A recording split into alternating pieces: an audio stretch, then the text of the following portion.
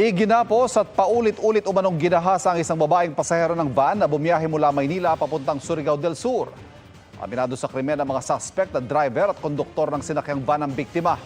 Nakatutok si Darlene Kai. Exclusive. Magkakasunod na sampal at batok ang inabot ng dalawang suspect na ito nang makita sila ng babaeng ginahasa umano nila.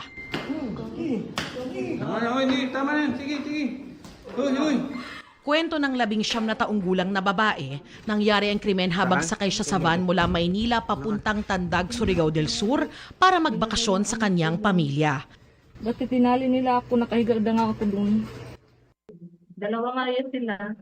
Kaya nabawi na talaga. Sa Carrascal, Surigao del Sur, bumaba ang ibang pasahero ng van.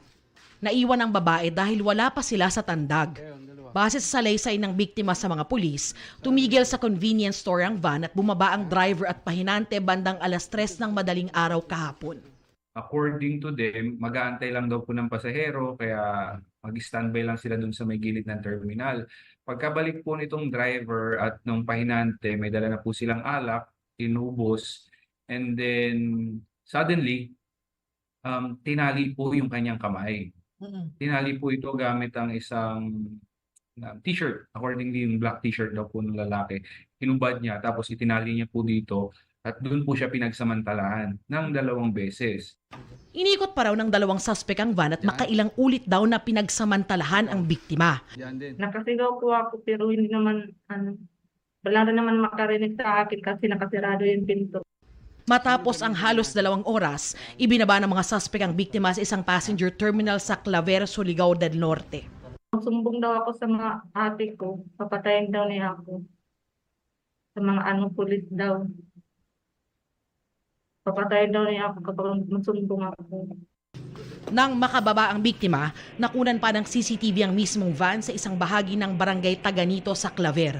Doon na raw siya nakapagsumbong sa mga kawani ng barangay na sumama sa kanya sa mga pulis. Kalaunan, natunton ng mga pulis ang van. Na-recover namin siya sa isang auto shop. Iniwan po ito doon ng suspect para ipagawa daw yung brake. We found out na nag-check-in sa isang lodging house.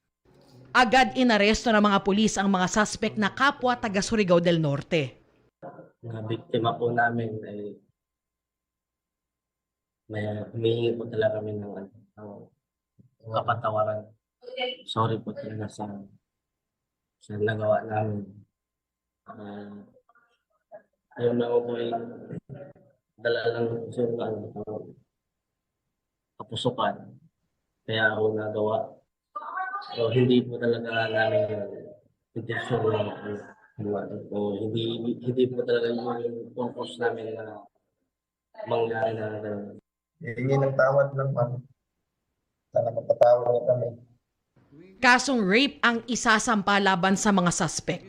Nananawagan ng Claver Municipal Police sa makipag-ugnayan sa kanila ang mga posibleng biktima rin. Para sa GMA Integrated News, Darlene Kai, nakatutok 24 oras. Mga kapuso, patuloy na tumutok sa mga balita. Mag-subscribe sa GMA Integrated News sa YouTube.